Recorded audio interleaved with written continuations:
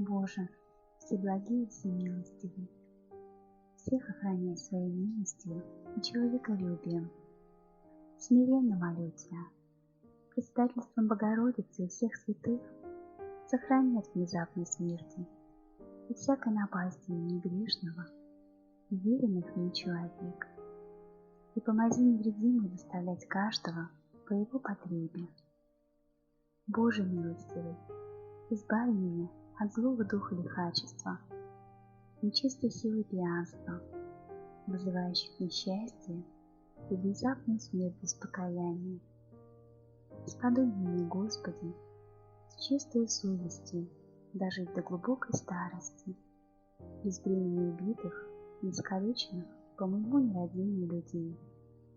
Да прославится имя Твое святое, ныне и присно, и во веки веков. Аминь.